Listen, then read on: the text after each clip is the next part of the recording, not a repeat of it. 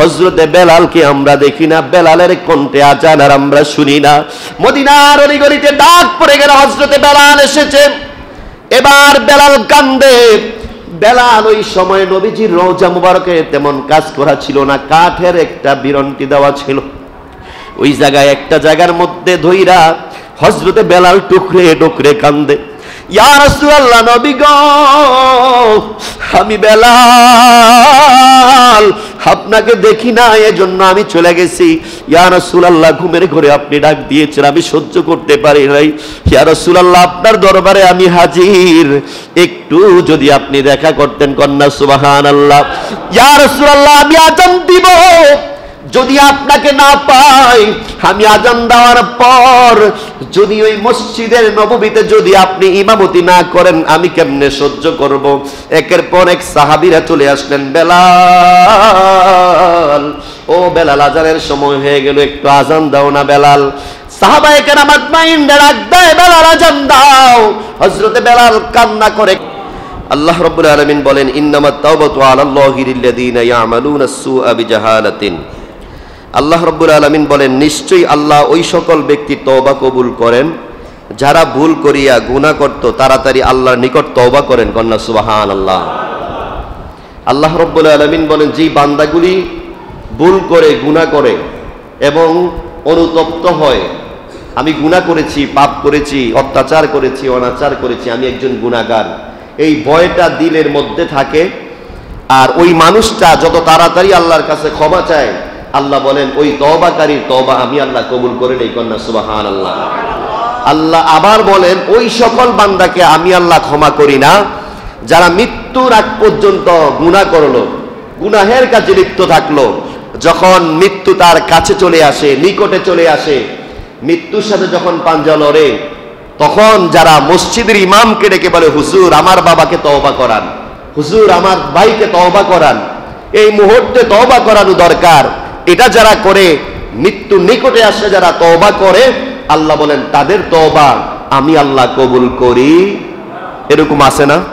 দেখবেন দুনিয়াতে থাকতে অত্যাচার, অনাচার, ব্যভিচার যত কাজ ছিল সবগুলি করে গেছে, যখন মৃত্যু কাছাকাছি চলে আসে তখন মসজিদের ইমাম মুয়াজ্জিনকে তাড়াতাড়ি খুঁজে, হুজুর একটু তাড়াতাড়ি আসেন, হুজুর ওযু করার সময় নেই, ওযু করবে তাড়াতাড়ি, আমার বাবার দম চলে যাচ্ছে, দুনিয়ার থেকে চলে যাবে। হ্যাঁ, যায়, করা যায়, যদি ভালো থাকে, ভালো অবস্থার মধ্যেও যদি আবার মনে করেন যে আবারও তওবা করানোর দরকার, ওটা ঠিক আছে। কিন্তু দুনিয়াতে সুস্থ থাকা অবস্থায় ইচ্ছে মতো আল্লাহর বিধানকে অমান্য করে যারা গুনার কাজে লিপ্ত থেকে মৃত্যু যখন তার নিকটে চলে আসে, যারা তওবা করতে চায়, আল্লাহ বলেন আমি ওই বান্দার তওবা কবুল করি। এই জন্য দুনিয়ার মুসলমান, আল্লাহ রাব্বুল আলামিন কয়, বান্দারে দুনিয়াতে থাকতে যত অত্যাচারই করস না কেন, আমি আল্লাহ রাব্বুল আলামিন যদি রশিদা টান দিয়ে দিব, ওই দিন আর পৃথিবীর কোনো এমন মানুষ নাই, কোনো শ্রেষ্ঠ ব্যক্তি নাই, এই রশির টানের মধ্যে যে সুতার বান্ডেলটা ধরবে। বলেন ঠিক কি না? দুনিয়াতে যখন ঘুড়ি উড়ায় মানুষ, ঘুড়ি উড়ানোর সময় দেখবেন ঘুড়ি যতই সুতা ছাড়তে চায়, ঘুড়ি উঠতে উঠতে সুতা যতই চারে চড়তে চায়, আকাশে উঠে যায়, উঠতে উঠতে আকাশের দিকে ঊর্ধ্বগতিতে যখন উঠে যায়, মানুষ কত আনন্দ পায়, কত মজা পায়। মালিক যখন আবার ঘুড়ির ওই রশিটা যখন বটা আরম্ভ করে, বটতে বটতে একটা সময় ঘুড়িটা আবার তার হাতের নিকটেই নিয়ে আসে। বলেন ঠিক কিনা? আল্লাহ রাব্বুল আলামিন কয়, দুনিয়ার মানুষেরা রে, আমি আল্লাহ রশি ছেড়ে দিলাম, আমার রশি পাওয়া তুমি উড়ালতেছো, উঠতেছো, দুনিয়াতে ক্ষতিগ্রস্ত হচ্ছ, দুনিয়ার অত্যাচার, অনাচার, ব্যভিচার যত কিছু আছে তুমি করতেছো, করতে করতে যাও, যেদিন আমি আল্লাহ রাব্বুল আলামিন আমার সুতাটা টান দেব, ওই দিন আর সুতার এই হ্যান্ডেলের মধ্যে ধরার মতো কারো শক্তি থাকবে না। বলেন ঠিক কিনা? এই জন্য আল্লাহর হুকুম আমাদেরকে আঁকড়িয়ে ধরতে হবে। মানুষ তো মনে করে আল্লাহ আমাদেরকে ছেড়ে দিয়েছে, এই দুনিয়াটা আমাদের, এইটা একটা পরীক্ষার নকলের মতো, ঠিক কিনা? দেখবেন যদি পরীক্ষায় কেউ নকল করে, তার অন্তরের মধ্যে একটা ভয় থাকে, যখন নকল ধরে পেলে যদি এলেম কালাম না থাকে, কয় জিরো, আর তো কিছু লেখা সম্ভব। কারণ হচ্ছে নকলটা তো অবিকল করে নিয়েছে, এর মধ্যে যদি এটা না জানা থাকে তাইলে এটা থেকে লিখবো কি করে? এই দুনিয়াটা একটা নকল খাতার মতো, যখন এটাকে আঁকড়িয়ে ধরবে, যখন আপনার থেকে খাতাটা নিয়ে যাবে, যখন আজরাইল এসে বলবে এই দেখেন আপনার মৃত্যুর পরোয়ানার চিঠি চলে আসছে, আর দুনিয়াতে 1 সেকেন্ড থাকার শক্তি নাই, ওই সময় পৃথিবীর কেউ আপনাকে রাখতে পারবে? তাইলে আর বড়াই করার দরকার আছে? এগুলো তো বলি আমরা ওয়াজ যতক্ষণ শুনি অতক্ষণ ভাল লাগে, ওয়াজ যতক্ষণ আমাদের কানে যায় এটা আমাদের গান সুখ হয়। মসজিদ থেকে বের হলে আর ইমাম সাহেব কত কথাই কয়, বিড়িটা দে, কয় কি কয় না? কথা কন না, কয় না? ও ওয়াজ কইরা হুজুর যত কথাই কোক, বাদ দে, মসজিদে যা বলছি বলি, দে বিড়িটা দে, টাইনা লাই, এরকম আছে না? আপনাদের সমাজে নাও থাকতে পারে, পৃথিবীর রন্দে রন্দে জায়গায় জায়গায় এমন মুসলমান আছে, এদিক দিয়ে ঢুকায় ওদিক দিয়ে বের করে দেয়। আল্লাহ বলেন না, যখনই কোনো নেক আমলের কথা তুমি শুনবা ওটাকে আঁকড়িয়ে ধরতে হবে, আর যদি ধরার মতো ধরতে পারো অবশ্যই তুমি কামিয়াবি হয়ে যাবে। কন্যা সুবহানাল্লাহ। এই জন্য দুনিয়ার মুসলমান আল্লাহ রাব্বুল আলামিন বান্দাদেরকে কত সুন্দর করে বানাইলেন। আল্লাহ রাব্বুল আলামিন তার হাবিবকে দুনিয়ার জমিনে প্রেরণ করলেন, এমন একজন নবী বানাইলেন, শ্রেষ্ঠ নবীর উম্মত আমাদেরকে বানিয়েছেন।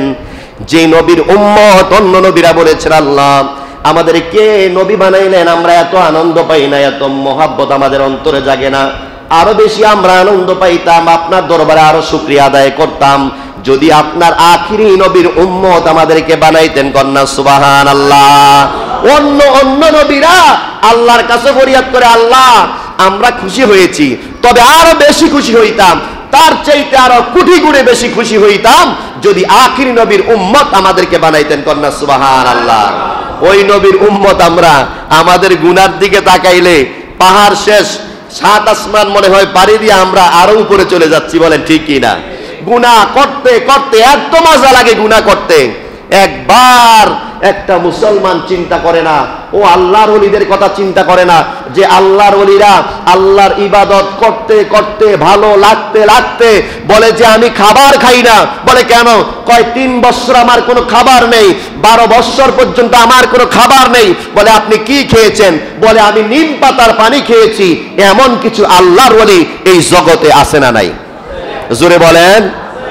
সাধন করেছে, একমাত্র পাওয়ার দরকার কাকে? আল্লাহকে পাওয়ার জন্য সাধন করেছে, দুনিয়া ত্যাগ করে দিয়েছে, দুনিয়া লোভ লালসা খানা দানা সব শেষ। হুজুর কি খেয়েছেন? কয় সাধনার কথা জানতে চাইলে আবার তুমি আরেকজন সাধক হওয়ার দরকার আছে, অন্যথায় সাধনার কথা জানার দরকার। এই জন্য আপনাদেরকে বলতে চাই, আল্লাহর হাবিব সাল্লাল্লাহু আলাইহি ওয়াসাল্লাম বলেন, ক্বালান নবী সাল্লাল্লাহু আলাইহি ওয়াসাল্লাম, ইয়া আইয়ুহান নাসু তুবু ইলাল্লাহি ফাইন্নী আতুবু ইলাল্লাহি ফি কুল্লি ইয়াউমিন মিয়াতা মাররা, রাওয়াহু মুসলিম। আল্লাহর হাবিব সাল্লাল্লাহু আলাইহি ওয়াসাল্লাম বলেন, আল্লাহর নিকটে আমি দৈনিক 100 বার তওবা করতাম। কন্যা সুবহানাল্লাহ। প্রতিদিন আমি 100 বার আল্লাহর কাছে তওবা করতাম। যেই নবীর দুনিয়াতে কোনো ভুল ছিল না, কোনো গুনাহ নাই, নবীদের কোনো গুনাহ হতে পারে না। নবীদের গুনাহ আছে, এটা যদি কারো অন্তরে থাকে তার ঈমান চলে যাবে, বলেন ঠিক কি না? ওই নবী বলেন, দুনিয়ার মুসলমান রে ও আমার উম্মতেরা, আমি নবী দৈনিক 100 বার আল্লাহর দরবারে তওবা করতাম। কন্যা সুবহানাল্লাহ। আমরা তো তওবা থাক দূরের কথা, গুনাহ করলে আরো মজা লাগে। একটা গুনাহ সামথিং করার পরে আবার চিন্তা হয় আরো নিয়ে একটু বেশি করা যায়। কন্যা নাউজুবিল্লাহ। দুনিয়ার মুসলমান ইমানদার, হাদিস শরীফে আল্লাহর হাবিব সাল্লাল্লাহু আলাইহি ওয়াসাল্লাম বলেন, ওয়াকাদ জাআ ফিল খবর ইন্নাশ শাইতানা কানা ওয়া ইজ্জাতিকা ইয়া রাব্বি। হাদিস শরীফে শয়তান আল্লাহকে বলে, আল্লাহ তোমার ইজ্জতের কসম, তোমার ইজ্জতের কসম, তোমার ইজ্জতের কসম গো আমার আল্লাহ। শয়তান ডাক দিয়ে বলেন, আল্লাহ আপনার ইজ্জতের কসম খেয়ে বললাম, আপনার বান্দাদেরকে যতক্ষণ পর্যন্ত এই দেহের মধ্যে প্রাণ থাকবে আমি শয়তানটাকে ধোঁকা দিতেই থাকবো। কন্যা আল্লাহু আকবার। কয় শয়তান রে তুই এই কথাটা কেমনে বললি? আমি আল্লাহ আমার বান্দাকে কেমন মহব্বত করি তুই কি জানোস না? আল্লাহ রাব্বুল আলামিন ডাক দিয়া কয়, শয়তান যদিও তুই ওয়াসওয়াসা দিতে থাকস, যদিও তুই ওয়াসওয়াসা দিতে যাস, ধোঁকা দিতে যাস, আমি আল্লাহ রাব্বুল আলামিন আমার উদ্যোগী মর্যাদার কসম খেয়ে বললাম, আমার ইজ্জতের কসম খেয়ে বললাম, আমি আল্লাহ বলি আমার এই বান্দাদের যতক্ষণ পর্যন্ত এই দেহের মধ্যে প্রাণটা থাকবে, যতক্ষণ পর্যন্ত এই দেহে থেকে প্রাণটা বের না হয়ে যাবে, আর যদি আমি আল্লাহর কাছে তওবা করে রে শয়তান, আমি আমার বান্দাকে ওই সময় পর্যন্ত ক্ষমা করতে থাকি। কন্যা সুবহানাল্লাহ। শয়তানকে আল্লাহ আপনার ইজ্জতের কসম আমি ধোঁকা দিতেই থাকবো। দুনিয়াতে ধোঁকা দিবে, কবরে যাওয়ার পরে যখন আমাদেরকে কবরে নেওয়া হবে, মিনহা খলাকনাকুম ওয়া ফিহা নুঈদুকুম ওয়া মিনহা নুখরিজুকুম তারাতান উখরা, ওই জায়গার মধ্যে মাটির থেকে আমাদেরকে আল্লাহ তৈরি করেছেন, ওই মাটির মধ্যে আল্লাহ আবার আমাদেরকে শোয়া দিবেন। বলেন ঠিক কিনা? দ্বিতীয়বার আল্লাহ বলেন হিসাবের জন্য যখন আমি আমার বান্দাদেরকে উঠাবো, দ্বিতীয়বার আমি আল্লাহ কে ছিলাম বলো, তোমার রব কে ছিল বলো। শয়তান তুই তো ওই জায়গার মধ্যে আমার বান্দাকে ধোঁকা দিবি, ঠিক কিনা? শয়তান ওই জায়গায় দাঁড়িয়ে বলবে আমি তোমার রব। বান্দা বলবে না, আমার রব রব্বি আল্লাহ আমার সামনেই আছে, আমি আমার রবকে দেখেছি, যদিও আমি দুনিয়াতে প্রকাশ্য দেখি নাই, আমি আমার রবের নাম শুনে আমি বিশ্বাস করেছিলাম আমার রব আল্লাহ আমার সামনে আছে। কন্যা সুবহানাল্লাহ। যখন বলবে তোমার নবী, শয়তান আর ওই জায়গায় কথা বলার সুযোগ নাই, নবী মানো এটা বলার সুযোগ। এবার যখন বলবে মান হাদার রাসূল, তোমার রাসূলকে, এবার বান্দা স্বীকৃতি দিয়ে দিবে ইয়া রাসূলুল্লাহ আপনার উম্মত আমি ছিলাম। আল্লাহর হাবিব সাল্লাল্লাহু আলাইহি ওয়াসাল্লাম বলবেন ওগো আমার মনিব, ওগো আমার আল্লাহ, অবশ্যই অবশ্যই এই উম্মত আমারই উম্মত। কন্যা সুবহানাল্লাহ। যেই কবরের মধ্যে নবী রাহমাতাল লিল আলামিন থাকবে, যেই কবরের মধ্যে আল্লাহ বলবে এটা আমার বান্দা, তুই শয়তান ধোঁকা দিতে পারস, এই জায়গার মধ্যে তোর ধোঁকা কোনো কামিয়াবি আসবে না। আমার বান্দা দুনিয়া থাকতে যতক্ষণ পর্যন্ত এই দেহের মধ্যে প্রাণটা ছিল, আমি আল্লাহকে ডেকেছে, আমি আল্লাহর কাছে তওবা করেছে, ইস্তেগফার করেছে, আমি আমার বান্দাকে দুনিয়াতেই ক্ষমা করে দিয়েছি। কন্যা সুবহানাল্লাহ। দুনিয়াতে ক্ষমা পাইলে কবরে আর কোনো চিন্তা আছে? জোরে কোন। এখন গুনাহ করবেন ইচ্ছা মতন, ক্ষমা চাইবেন না, মাপ পাওয়া সম্ভব? আল্লাহ বলেন বান্দারে, ওই বান্দাগুলি আমার কাছে মনোনীত যারা গুনাহ করেছে, ভুল করেছে, অত্যাচার করেছে, ভুল করেছে, সাথে সাথে অন্তরের মধ্যে জেগেছে আল্লাহ আমি তো এই কাজটা ভালো করি নাই, আমি তো অমুক মানুষের ক্ষতি করেছি, আমি তো গুনার কাজ করেছি, আমি তো কাজটা ভালো করি নাই, আমি তোমার কাছে কি জবাব দেব, এই কথাটা যখন অন্তরের মধ্যে আসে, বান্দা যখন যে নামাজ পড়া সিজদা দিয়ে যদি কয় আল্লাহ আমি গুনাহ করেছি আমাকে ক্ষমা করে দাও, আল্লাহ রাব্বুল আলামিন কয় যদি তওবাটা তওবাতান নাসুহা হয় আমি আমার বান্দাকে সাথে সাথেই ক্ষমা করে দেই। কন্যা সুবহানাল্লাহ। তাইলে গুনাহ করার পরে আমরা ক্ষমা চাইবো তো ইনশাআল্লাহ, নাকি? মনেও থাকে না, সবে বরাত আসলে এরপরে ক্ষমা চায়। দিনের শনিবারে ভুল করেছে, শুক্রবার দিন জুমার নামাজ পড়তে আইসা মনে হইলে এবার কয় আল্লাহ জুমার দিনের খাতিরে মাফ করে দাও, ঠিক না? সাথে সাথে চাওয়ার চেষ্টা করবেন। সাথে সাথে কোথা থেকে আমরা চাইবো? আমরা তো হচ্ছে সাপ্তাহিক নামাজি, অনেক নামাজিরা আছি, আমরা শুধু জুমার দিনে মানুষ দেখানোর জন্য, সামাজিকতা টিকানোর জন্য আমরা জুমায় আসার চেষ্টা করি, পাঞ্জেখানায় আমরা আসার কোনো চেষ্টা নাই, এরকম কিছু মানুষ আছে, ঠিক কি না? আল্লাহ পাক সকলকে নামাজ হিসাবে কবুল করুক, সকলে বলি আমিন। যেই কথা আর বলতেছিলাম, আল্লাহর হাবিব সাল্লাল্লাহু আলাইহি ওয়াসাল্লাম বলেন আমার উম্মতের মধ্যে তারা এত খুশি হয় নাই আমি জানি না, তবে অন্য অন্য নবীরা আল্লাহর দরবারে ফরিয়াদ করেছে, ওগো আল্লাহ আমাদেরকে নবী না বানায়া যদি আখিরি নবীর উম্মত বানাইতেন আমরা কত খুশি হতাম, কত আনন্দ পেতাম, আমরা নবী হয়ে কিন্তু আনন্দিত, এর চাইতে আরো কোটি গুণ আনন্দিত আমরা হইতাম। কন্যা সুবহানাল্লাহ। আমাদের দিলের মধ্যে নবীর প্রেম নাই, ভালোবাসা নাই। নবীর প্রেম ভালোবাসা ছিল হযরতে বেলালের। কেমন বেলাল? বেলালের চেহারাটা ছিল বড় নিগ্রো, দেখতে বড় মায়া লাগে না, অনেক কালো কুচ্ছিত একটা চেহারার বেলাল। ওই হাবশি বেলাল নবীজিকে ভালোবেসেছেন। কন্যা সুবহানাল্লাহ। হযরতে বেলাল আল্লাহর হাবিব মেরাজ থেকে এসে বলে বেলাল আমি আরশ আজিমে যখন আল্লাহর সাথে আমি কথা কই, আমি বেলাল তোর জুতার আওয়াজ, তোর পায়ের আওয়াজ শুনেছি। ওরে বেলাল তুই কি আমল করস? একটু বলবি নি আমি যখন আল্লাহর সাথে কথা বলি তুই বেলাল দুনিয়াতে হাঁটতেছস এই আওয়াজটা আমার কানের মধ্যে বাড়ি খেয়েছে কন্যা সুবহানাল্লাহ। মিরাজ করতে আল্লাহ রাব্বুল আলামিন ডেকেছেন তার হাবিবকে আরশ আজিমে নিয়ে, যখন কথা বলে আল্লাহর হাবিব দুনিয়াতে গমন করে এসে বেলালকে বলে, বেলাল কি এমন আমল করো, কি এমন প্রেম ভালোবাসা তোর অন্তরের মধ্যে, আমি যখন আমার মনিবের সাথে কথা বলছিলাম তখনও তোর পায়ে হাঁটার আওয়াজটা আমি শুনেছি কন্যা সুবহানাল্লাহ। হযরতে বেলাল কুচ্ছিত চেহারার মানুষ, দেখতে এত নিগ্রু লাগে, এত কালো। আল্লাহর হাবিব যখন জিজ্ঞেস করলেন, ইয়া রাসূলুল্লাহ, নবী গো, ও মায়ার নবী, আমার চেহারা নাই, আমার সৌন্দর্যতা নাই, আমি নিগ্রু একটা কালো বেলাল, আমি কি দিয়ে আপনাকে ভালোবাসবো?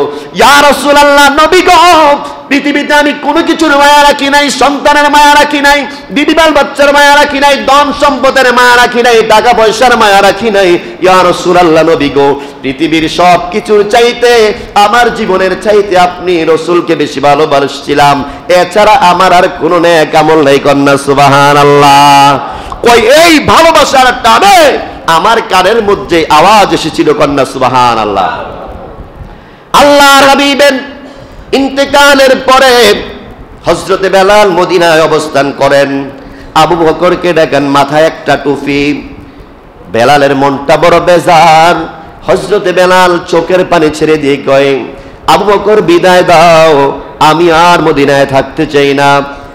আবু বকর ডেকে বলে, বেলাল কি এমন হয়ে গেল? যদি তুমি চাও বাইতুল মাল থেকে তোমার জন্য বেতন নিযুক্ত করা হবে, তোমাকে বেতন দেওয়া হবে, তুমি কেন আবার মদিনার থেকে চলে যাইবা?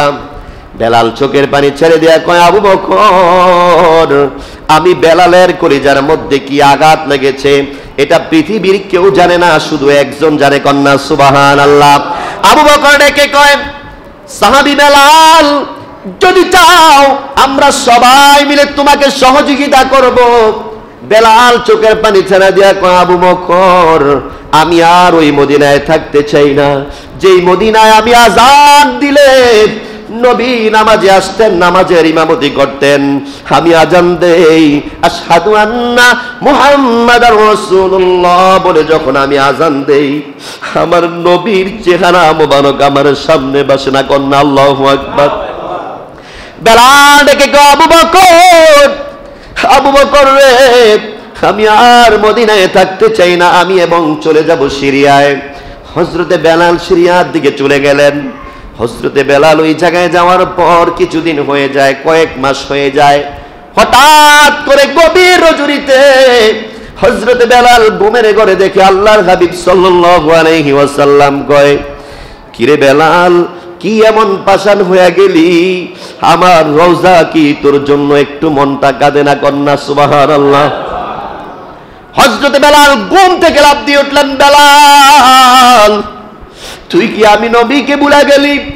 আজকে এতদিন হয় তুই বেলাল আমার দরজায় যাস না রে, আযান শোনাস না রে বেলাল, একটু দরজায় যাস না।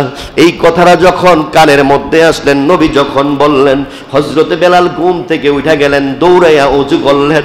হযরতে বেলাল সিরিয়া থেকে দৌড়াইতে দৌড়াইতে মদিনার মসজিদের মিনারার কাছে চলে আসলেন।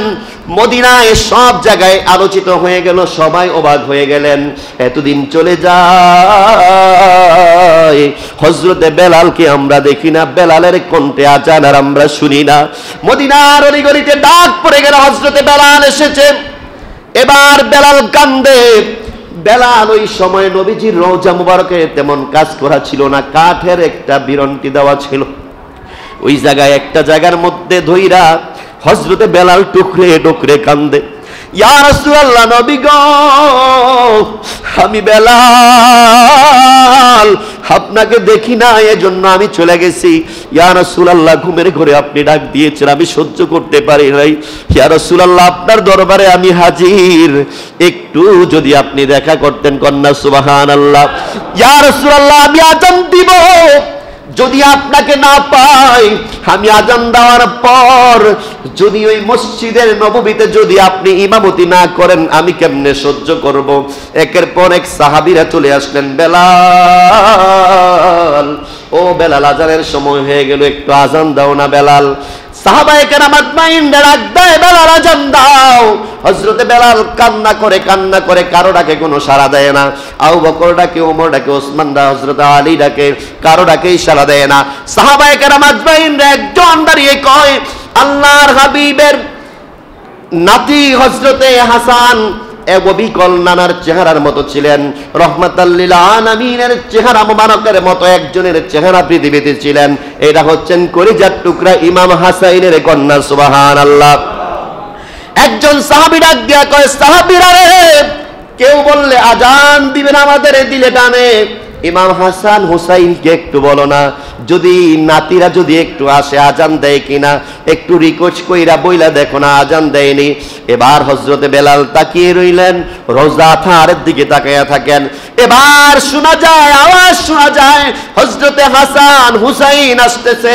সবাই যখন একটু সাইড দিয়ে দিলেন, হাসান হুসাইন সামনে এসে আঞ্জা করে দইরা কয়, নানার বেলাল, আমার নানা দুনিয়া থেকে চলে গেছে, আমরা সহ্য করতে পারি না রে বেলাল। তুমি আজকে কতদিন হইয়া যায় তোমার কণ্ঠে আর আজান শোনাও না। ওরে বেলাল, এই মসজিদে নববীর মিনারের মধ্যে একটু আজান দাও। নানা থাকতে যেভাবে আমরা মধুর সুরে আজানটা শুনেছি রে বেলাল, যদি একটু আজানটা শুনি আমাদের কলিজাটা ভরে যাবে। কন্যা আল্লাহু আকবার। এবার যখন ইমাম হাসাইন ডাক দিয়া কয়, বেলাল আজান দাও, তোমার এই কঠিন সুরে যদি আজানটা দাও সাহাবায়ে কেরামরা শুনবে। হযরতে বেলালকে যখন এই কথাটা বললেন, বেলাল আর সহ্য করতে পারলেন না। বলেন, রহমাতাল লিল আলামিনের কলিজার টুকরা নাতি বলেছে, আমি বেলাল আর সেই জায়গায় অপেক্ষা করতে পারি না, বেয়াদবি করতে পারি না। হযরতে বেলাল এবার যখন মিনারায় উঠলেন, আজান দিলেন। খোদার কসম, যারা মসজিদে নববীতে গেছেন, আমি দেখেছি মসজিদে নববীতে যখন যেই জায়গায় আজান দিতেন এই জায়গায় আজান দেয়, আজানের পরে কত সুন্দর করে এখনকার মুয়াজ্জিনরা আজানের বেশি এইভাবে দাঁড়িয়ে দাঁড়িয়ে মুনাজাত দেয়। বাংলাদেশের কিছু মুসলমান কয় বড় আফসোস লাগে, আজানের পরে নাকি মুনাজাত নাই। কন্যা নাউজুবিল্লাহ। মসজিদে নববীতে আমি নিশ্চয় দেখেছি মসজিদে নববীতে আজানের পরে মুনাজাত হয়, ওরা বলে আজানের পরে মুনাজাত নাই। নাউজুবিল্লাহ। কোন যেই কথাটুকু বলতেছিলাম, হযরতে হাসান বলেন, নানার মুয়াজ্জিন, নানা থাকতে যেই কণ্ঠে মধুর কণ্ঠে আজান শোনাইলাম, এই কণ্ঠে একটু আজানটা দাও। হযরতে বেলাল আজান দেয়, আল্লাহু আকবার, আল্লাহু আকবার, আল্লাহু আকবার, আল্লাহু আকবার, আশহাদু আল্লা ইলাহা ইল্লাল্লাহ, আশহাদু আল্লা ইলাহা ইল্লাল্লাহ, আশহাদু আন্না মুহাম্মাদার রাসূলুল্লাহ। এই কথাটা বলে হযরতে বেলাল জমিনের মধ্যে কান্না করতে করতে পড়ে গেলেন। সাহাবায়ে কেরামরা কান্না করতে করতে সবাই হেলে দুলে পড়ে গেলেন। মদিনার অলিগলিতে আওয়াজ আসছে, রহমাতাল লিল আলামিন কি আবার দুনিয়ায় চলে আসছে নাকি? কারণ রহমাতাল লিল আলামিন দুনিয়াতে থাকতে যেভাবে আজান দিত, আজকে আবার ওই মুয়াজ্জিন আজান দিয়েছে। কন্যা সুবহানাল্লাহ। মক্কা মদিনার অলিগলিতে বুড়া কন, জোয়ান কন, ছোট্ট কন, পুরুষ কন, মহিলা কন, যত মানুষগুলি ঘরের মধ্যে ছিলেন, ওই গভীর রজনীতে সব মানুষগুলি বের হয়ে গেছে। হযরতে বেলালের আজান শুনে আর কেউ ঘুমাইতে পারে নাই। কন্যা আল্লাহু আকবার। হযরতে বেলাল বেহুশ হয়ে পড়ে গেলেন। এবার বেলালকে সান্ত্বনা দেওয়া হলো, বেলাল, ও বেলাল, আশহাদু আন্না মুহাম্মাদার রাসূলুল্লাহ বলে কেন তুমি ঘুমিয়ে গেলা, পড়ে গেলা, বেহুশ হয়ে গেল কেন? বেলাল চোখের পানি ছেড়ে দিয়া কয়, আমি যখন আশহাদু আন্না মুহাম্মাদার রাসূলুল্লাহ বলে চক্ষু বন্ধ করে যখন আমি আযান দেই, খোদার কসম দুনিয়ার মুসলমান, আমি দেখি আমার রাসূল সামনে চলে আসছে। কন্যা সুবহানাল্লাহ। ওই রাসূল আছে না নাই? আপনাদের বিশ্বাস আছে না নাই? রওজা থার কেমন মধুর লাগে রে মুসলমান। খোদার কসম, আমি 7 দিন ছিলাম আমি শুধু একটা জিনিস তাকাইলাম, রসুল কেমন নবী ছিলেন। রসুলের রওজা মুবারকের সবুজ গম্বুজটা দেখার বড় ইচ্ছে ছিল। ছোট্ট কাল থেকে সঙ্গীত পড়তাম আর বলতাম, ইয়া রাসূলুল্লাহ, নবী গো, জীবনটা বড় ধন্য হতো যদি তোমার রওজা মুবারকটা একটু দেখতাম। কন্যা সুবহানাল্লাহ। আমি অদম যখন মদিনার দিকে 7 দিন তাকাইলাম, দেখলাম এই সবুজ গম্বুজের মধ্যে খোদার কসম, আল্লাহর ইজ্জতের কসম, এই সবুজ গম্বুজে একটা পাখিও বসে না। কন্যা সুবহানাল্লাহ। মসজিদে নববীর কোনায় কোনায় কবুতর আছে, বিভিন্ন পাখিরা অবস্থান করে, কিন্তু রওজা মুবারকের সবুজ গম্বুজ এত দামি। দুনিয়াতে রাহমাতাল লিল আলামিন থাকতে কোনোদিন দুনিয়াতে মশামাছি বসে নাই। দুনিয়াতে মশামাছি বসা হারাম ছিল, বলেন ঠিক কিনা? ওই নবীর রওজা মুবারকের গম্বুজের মধ্যেও কোনো পৃথিবীর পাখি বসার কোনো অধিকার নাই। কন্না আল্লাহু আকবার। ওই নবীর রওজা মুবারক যে দেখে গো, এই লোকটা কোনোদিন এই রওজা মুবারক ভোলা সম্ভব হবে না। কন্যা সুবহানাল্লাহ। যেই কথাটুকু বলছিলাম, হযরতে বেলাল চোখের পানি ছেড়ে দিয়া কই, ইয়া রাসূলুল্লাহ, আমি আযান দিয়েছি, আপনি বলছেন আমি আসার জন্য, আমি ছুটে চলে আসছি। ইয়া রাসূলুল্লাহ, নবী গো, ও মায়ার নবী, আমি বেলাল আযান দিয়েছি, আপনি রাসূল আসেন নামাজ পড়ান। আজকে আপনি নামাজ পড়াইবেন, আমরা সবাই মিলে আপনার পিছে নামাজ পড়ব। কন্যা সুবহানাল্লাহ। বেলাল, ও বেলাল, আসা সম্ভব না রে বেলাল। দুনিয়াতে একটা সিস্টেম হয়ে গেল, চলে গেলে আর আসা সম্ভব হয় না, বলেন ঠিক কিনা? দুনিয়ার মুসলমান, আপনাদেরকে এই কথাটাই বলতে চাই, আল্লাহর হাবিবকে কেমন ভালোবেসেছিলেন, নবীর সুন্নতকে কেমন ভাবে বেলাল আঁকড়িয়ে ধরেছিলেন। এই জন্য দুনিয়ার থেকে নবী চলে যাওয়ার পরেও ঘুমের ঘরে বেলাল ঘুমাইতে পারেন না। বেলাল যদি একটু দূরে যায়, বেলালকে ডাইকা কয়, বেলাল, অনেক দিন হয়ে গেল রওজায় আসস না রে বেলাল, তুই বেলাল যদি আমার রওজার কাছে না আসস, আমি নবীর ভালো লাগে না। কন্যা সুবহানাল্লাহ। হাদিস শরীফ প্রমাণ করে, হযরতে বেলাল কয়, আমি পৃথিবীর কত দেশে যাই, সিরিয়ায় চলে যাই, আবার ওইখান থেকে যদি আমি রওজার দিকে না তাকাই, রওজার সামনে যদি না আসি, আমি বেলালের দুনিয়ার কিছুই আর ভালো লাগে না। কন্যা সুবহানাল্লাহ। দুনিয়ার মুসলমান যদি আল্লাহ আল্লাহ রাসূলের প্রেম ভালোবাসা নিয়ে যদি দিলটাকে নরম করে মরতে পারেন, আপনার দুনিয়াও কামিয়াবি হয়ে যাবে, আখিরাতও আপনার জন্য নবী সুপারিশ দাতা হয়ে যাবে। কন্যা সুবহানাল্লাহ। দুনিয়াতে গুনাহ করেছেন, অন্যায় করেছেন, অপরাধ করেছেন, মানুষ মাত্রই ভুল, মানুষ ভুল করে ফেলবে, এটাই স্বাভাবিক। যদি ভুল করার পরেও যদি দিলটাকে যদি এমন ভাবে ভয় না থাকে যে আমি গুনাহ করলাম, অনেক মানুষ আছে গুনাহ করলে গুনার মজা পায়, আছে না নাই? গুনাহ করলে আরেকটা গুনাহ করতে চায়, অত্যাচার করলে আরো অত্যাচার বাড়ানোর চেষ্টা করে। আল্লাহ কয়, যেই মানুষগুলি দুনিয়াতে অত্যাচার, অনাচার, ব্যভিচার করার পরেও দিলের মধ্যে জাগলো না আমি গুনাহগার, আমি আল্লাহর কাছে ক্ষমা চাইলো না, মৃত্যুর আগে যখন মৃত্যু তার নিকটে চলে আসে, আর যখন বান্দা ক্ষমা চায়, আমি আল্লাহ ওই বান্দাকে ক্ষমা করি না। বলেন ঠিক কি না? নাউজুবিল্লাহ। কোন আল্লাহ বলেন, ওই বান্দা আমার কাছে শ্রেষ্ঠ। বান্দা গুনাহ করার পরে, বান্দা কোনো আলোচনা শোনার পরে, গুনার কথাটা যখন অনুতপ্ত হয়, তার মগজের মধ্যে যখন কাজ করে, বান্দা যখন সাথে সাথে যায় আমি আল্লাহর কাছে ক্ষমা চাই, আমি আল্লাহ আমার বান্দাকে ক্ষমা করে দেই। কন্যা সুবহানাল্লাহ। আল্লাহ পাক রব্বুল আলামিন, আমরা তো গুনাহ করি, টুকটাক গুনাহ করি না আমরা? অবশ্যই যারা গুনাহ করেছেন আল্লাহর কাছে ক্ষমা চাইবেন। আল্লাহ নামাজ পড়ে সিজদা দিয়ে আল্লাহর দরবারে চাইবেন। চাইতে চাইতে গুনাহ করতে করতে তো আমরা অনেক গুনাহ করে ফেলেছি। যখন দেখবেন মনে হয় আমি তো কান্না করেছিলাম, আমার মনে হয় আমার আল্লাহ আমার গুনাহ মাফ করে নাই, অনেক সময় মনে এরকম হয় না? হাতটাকে উপরের দিকে তোলার চেষ্টা করবেন, তুলতে তুলতে বসার থেকে উঠে যাবেন। গভীর রজনীতে যখন হাতটা এভাবে উঁচু তুলে যখন আল্লাহর কাছে বলবেন, আল্লাহ আমি বান্দা হিসেবে গুনাহ করেছি, আমি এই পর্যায়ে ক্ষমা চাই, আর কোনোদিন পৃথিবীতে বেঁচে থাকলে আমি আর এই গুনার কাজ করব না। যখন তওবাটা করতে পারবেন, আল্লাহ বলেন আমার বান্দাকে আমি ক্ষমা করে দিলাম। কন্যা সুবহানাল্লাহ। আল্লাহ পাক রব্বুল আলামিন আমাদের সকলকে যারা গুনাহ করেছি আল্লাহর কাছে তওবা করার তৌফিক দান করুক। সকলে বলি আমিন।